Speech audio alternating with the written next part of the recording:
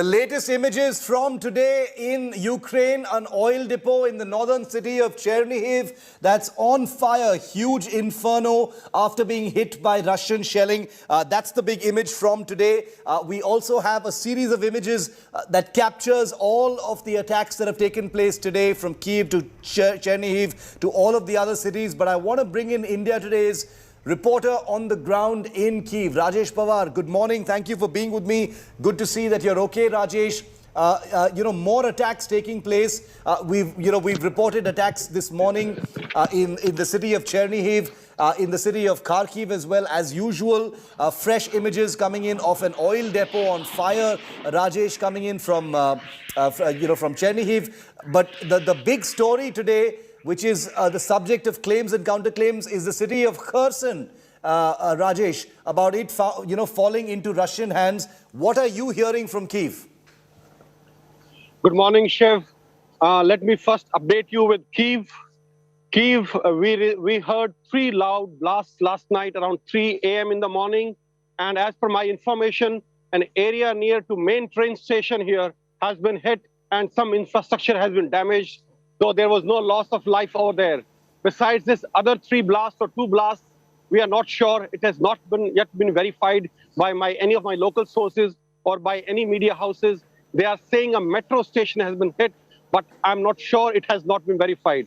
Let me tell you, metro stations here, there are about 50 of them, and they are being used to shelter civilian population from any kind of air attack.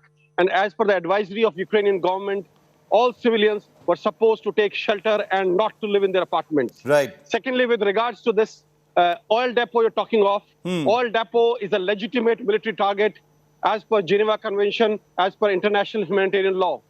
So, be it TV tower 2 days back, be it oil depot today, they are legitimate military targets. With regards to situation in the rest of Ukraine, intense fighting is going on in the east of Ukraine, on the outskirts of Kharkiv. Yes. Kharkiv city has been taken over by the Russian army, though some fighting is still going on in the outskirts. And there was a massive blast yesterday on the Kharkiv airport, which is not inside the city, a little away from it in Kharkiv region. Besides this, in the east, heavy fighting is going on all along the Black Sea coast, be it Odessa. Kherson is already under control of Russian army, right. Though a few kilometers away from that, fighting is going on, and Russian army is approaching towards Zaporozhye, where we were there just 2 days back. We were there, and Zaporozhye is a major communication center. It's a middle-sized town and holds a big dam on River Dnipro. Russian army is continuously advancing towards Zaporozhye, and it also witnessed heavy shelling last night. Also, fighting is reported from Odessa and just north of Crimea in the east of Ukraine. Over to you, Shiv. Rajesh, today is day 1 of the second week of this invasion. You're talking about Kharkiv, already practically being in Russian hands. Kherson, you say, has fallen. Is that what this, the next few hours and days is going to look like? The taking over of more urban centers in this manner? Let me give you another piece of information which emanated from the Russian media. The Donetsk militia has claimed that they have taken off 40 small towns and villages in Donetsk region. This is what they published today morning.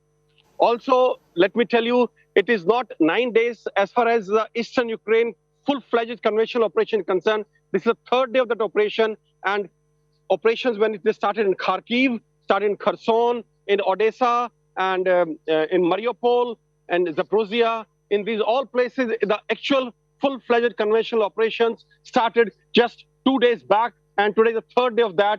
And we see that Russian military forces have advanced quite a bit in eastern Ukraine on the east side of River Dnipro. Over to you, Shiv.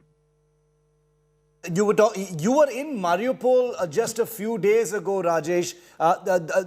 Some are suggesting that attacks are being launched, from the eastern side, where most of that fighting has taken place, on the city of Mariupol, which was, practically under siege. There was a great deal of shelling happening around it when you were there as well.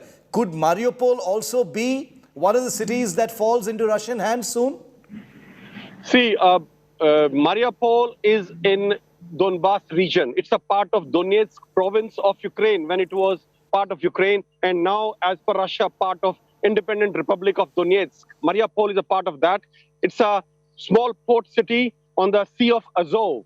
And what Russian media reported yesterday, that Ukraine has been totally cut off from Sea of Azov, which means Mariupol has been taken over by Russian forces. When I was there, and let me put it on record, that bombing was happening and it happened very close to me, and I was reporting that time shells were landing, but none of them landed in the civilian areas, as has been reported by Western media. So we have to be very, very cautious while verifying the claims put up by the Western media or by the Ukrainian politicians or Ukrainian media. Shiv. Rajesh, okay, now bringing you back to Kyiv, which is the city you are in right now, it appears that that military convoy that we've been, talking about so much, we just spoke to a Ukrainian MP who said that according to his information, this convoy has stopped somewhere about 30 to 40 kilometers away from Kyiv right now. Anything you are hearing about why it has stopped? What is the plan that convoy has? There are tanks and trucks there. You're a former military man. What is that convoy intended for, Rajesh? Shiv, again, there are contradicting reports. Yeah. As per the US reports taken from satellite images, this is a 63 kilometer long convoy, which is hard to believe. But yes, this is true. There is a large force, mechanized force of Russians, tanks, armored personnel carriers, artillery guns are there, part of that big military build-up outside Kyiv. Reports are again not very clear. Some reports say it's just 13 kilometers north of Kyiv, and others, as you pointed out, 30 to 40 kilometers away. So it's difficult to verify the actual distance. But what can be said with certainty is that, yes, this big, massive mechanized army of Russia is on the outskirts of Kyiv, ready to launch an offensive. When they will launch, my guess is that the talks which were going on or are proposed to go today, I don't know what time they're starting today, when these talks fail, which is between on the borders of Belarus and Poland, between Russian representatives and the Ukrainian representatives, if these talks fail, I think that is the time these forces will receive their orders to launch their full-fledged invasion of Kyiv. Shiv. Any last two questions, Rajesh? Any word on those, those peace talks? I know there's not much hope from them at all, really, but any hope at all? There are supposed to be more talks as well. What are you hearing? Has any hope increased that there might be some kind of takeaway from them? Look, Shiv, let me update you with another very, very major thing which has happened in last few hours. That is commencement of a massive air defense exercise by Russian forces in Siberia. Yes. Now, these exercise has a lot to do with the nuclear deterrence of Russia. I can explain to you later after I finish answering your question if you want.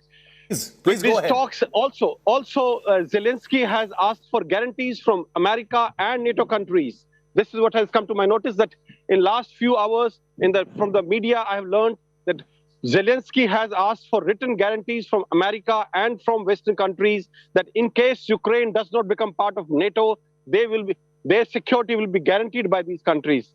Now, all these things, there are small things happening far apart in Siberia and in Western Europe, but they have implications, they have effect on these talks which are going to happen. And my reading is like the first round, which I predicted will fail. This time also, my prediction is this is going to fail because of these very reasons. Shiv. Final question right now is about Viktor Yanukovych, who's widely seen as the leader who Putin wants to install in Ukraine right now as, as the leader of the country.